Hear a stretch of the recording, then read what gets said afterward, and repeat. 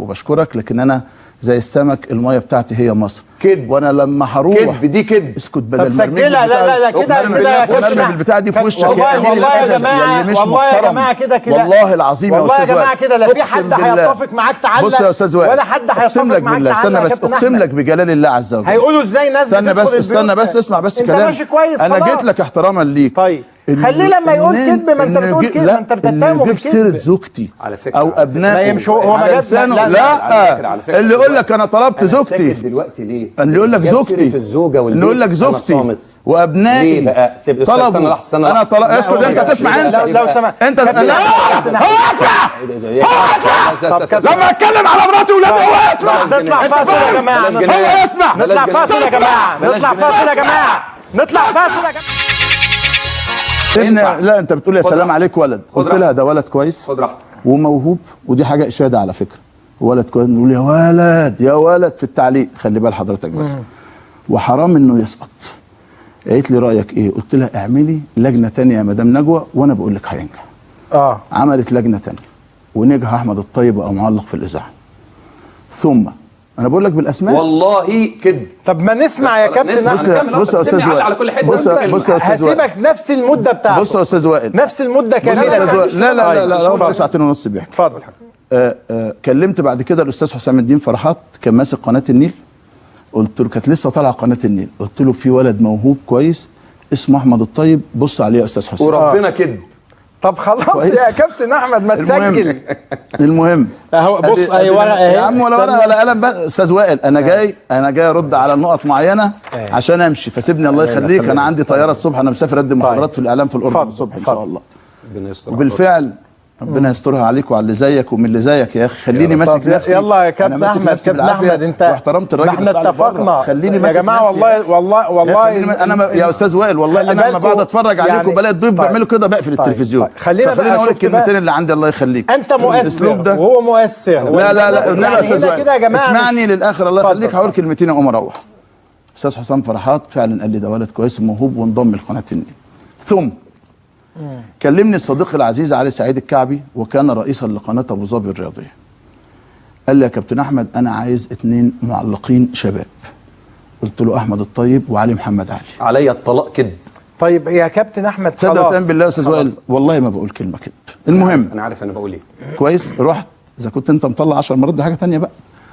كلمت علي سعيد كلمني علي سعيد الكعبي، والدليل ان احمد الطيب كل اجازه يجيب لي بدله او يجيب لي جاكيت عرفانا بالجميل، يحلف بالطلاق انه كده. دي مش كويس كده، دي صح. بس كويس عشان انا مرتشي. دي صح. المهم بيجيب لي بدل ليه؟ طب ده هدايا محبه يا جماعه. ليه ايه سببها؟ بس انا عايز اسالك بس ايه سببها؟ ايه سببها؟ ليه بيجيب لي انا هديه؟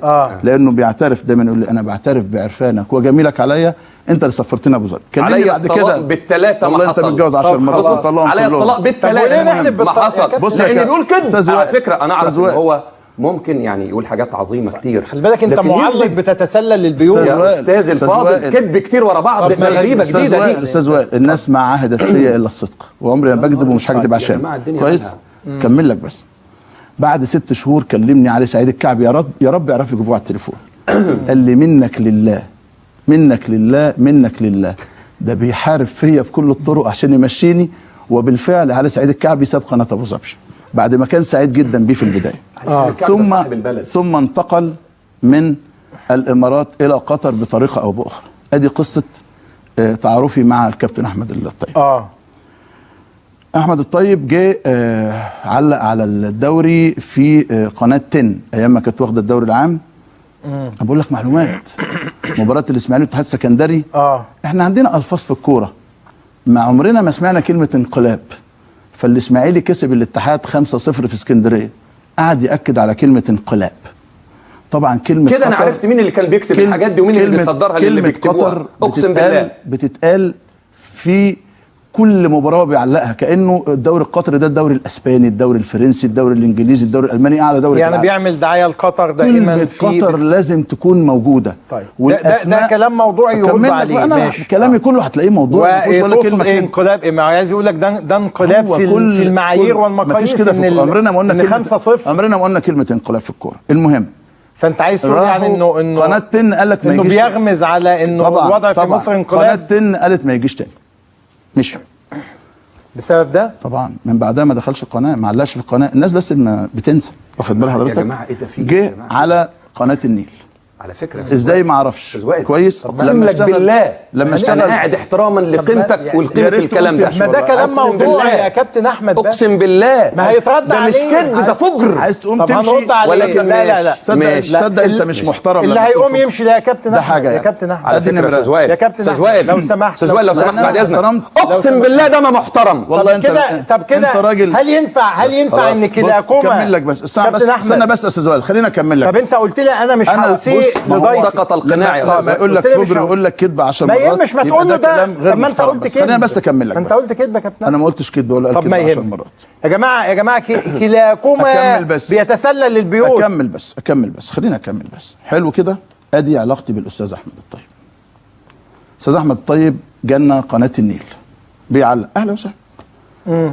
مع اول مباراه اشتكيت للساده المسؤولين موجودين، اسامه الشيخ المسؤول ومحمد كامل المسؤول، قلت لهم يا جماعه شايف فتنه بتتزرع، شايف مخطط بيتعمل، ارجوكوا لو سمحتوا. ايه مؤشرات؟ خلي بالك كل كلامه المؤشرات؟ كل كلامه ايه تعصب، الأدلة؟ كل كلامه، كل ايحاءاته، كل رميه من اوله لاخره تعصب، كله من اوله لاخره يعني تعصب. تعصب للزمالك وتهوين من الاهلي. بص يا استاذ وائل، احمد الطيب لا زملكاوي ولا اسماعيلاوي ولا يحزنون. احمد الطيب كل همه انه بيكره النادي الاهلي. نمرة 2 يا اخي بلاش كذب يا اخي. خلاص ما تكتب عندك. لا دي مش هو دي الفتنه. ان جاي معاه هي دي مخطط. الفتنه يا كابتن. والله الاهلي ما بيكرهش الا انت دلوقتي. اداره جاي معاه مخطط جاي معاه مخطط من قطر. عايز اعرف ادله هذا المخطط ايه بقى؟ كل اللي بيقولوا في تعليقاته. ايه مخطط؟ كل اللي بيقولوا ما اسمعوا بقى، مش انت سالت ايه الادله؟ كل اللي بيقولوا في لقاءاته، هات له اي انترفيو، هات له اي تعليق، كله ايحاءات، كله رمي، كله من اوله لاخره. على فكره عشان تعرف قد ايه شجاعتي، انا سبت البرنامج عشان اواجه لان انا مواجه. قد ايه شجاعتي، انا الوحيد اللي واجه الالتراس.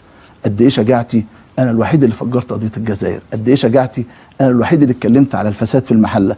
قد ايه شجاعتي، انا اللي اتكلمت على مشاكل الحكام وعلى مشاكل المدربين وعلى مشاكل نادي الزمالك وعلى الاداره وعلى الحاجات دي كلها. الوحيد اللي ولع الدنيا كلها. الناس يا جدع اسكت. طيب يا جدع اسكت. بس كمان الشجاعه تقتضي يا كابتن احمد. أيوة. اذا وجهت اتهاما ده بوضوح. انا بقول لك اصل انا لما اقول بينفذ اجنده قطريه مؤكد 100%. انت تعرف اكمل لك 100% دلوقتي في الزمن اكمل لك 100% هات كل يا استاذ ده انت مطالب بمحاكمته. طبعا هات كل مبارياته. اذا ما كانش في كل مباراه ايحاء واثنين وثلاثه، قول لي ما تجيش هنا تاني، قول لي ما اشوفكش في الاعلام المصري تاني. قصه محسومه طبعا وقطعا. قلت لاسامه الشيخ اللي مسؤول عن وضع المعلقين، حرام عليك كده، كفايه اكتر من 12 مره. يا اسامه ما ينفعش، يا اسامه الدنيا باظت، يا اسامه ما ينفعش، يا اسامه الدنيا باظت. لا تاني ايه اللي يخلينا اقول انه بينفذ الدنيا باظت؟ ان الزمالك بقى مبسوط وجمهوره مبسوط. كل ده كده الدنيا باظت من كل ده. هو عايز دي اللعب على وتر الجمهور، هو عايز دي ولا قيمه لها. اكتر جمهور بيحبني جمهور نادي الزمالك، خلي بالك. طبعا هو بيثق فيا لان محايد وشك حلو عليهم، وشك حلو عليهم. طبعا مش حلو عليهم. عشان اوجه اتهاما من هذا النوع انه ينفذ اجنده اخوانيه قطريه، اصل دي دعوه للقبض عليه تاني طبعا 100%. واسال زملائه واسال الناس واسال اللي بيقويهم في قطر واسال التعليمات واسال امير قطر بنفسه عامل له عقد شكله ايه. اللي بقول لك ده عامل له عقد شكله ايه؟ مؤكد بنسبه 100%. لا لبس فيه.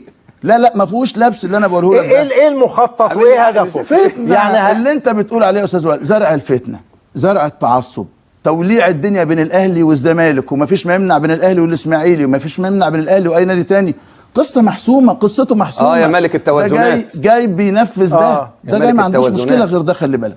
كل ده بقى كوم، وانه يتكلم على زوجتي وعلى بناتي ده كوم تاني. طب وانا لا اصلها اتكتبت شريط عريض وانا لا اقبل ذلك. انا بس خليني اعرف حضرتك من هي زوجتي ومن هم ابنائي. وانا لا اقبل ذلك. معلش بس خلينا لازم نصون العائلات. الله يفتح عليك. خليني اعرفك من هي زوجتي وزوجتك سيده فاضله عصاميه بفضل الله وابوها. بس خلينا كمان وشافت منك الكتير في شغلك، يكفي انك بتشتغل 24 ساعه يعني. وهتشوف كمان وهي سعيده بكده.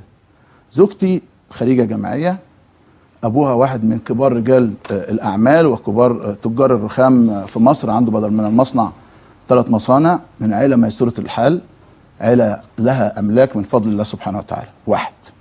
بنت الكبيره هند خريجه MSA اعلام امتياز مع مرتبه الشرف، شغل معايا مخرجه، بتاخد مرتب بسم الله ما شاء الله.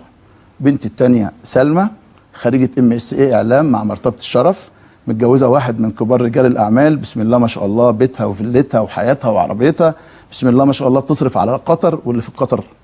وبنت هند تصرف على قطر واللي في قطر، ومراتي تصرف على قطر واللي في قطر، وانا اصرف على قطر واللي في قطر.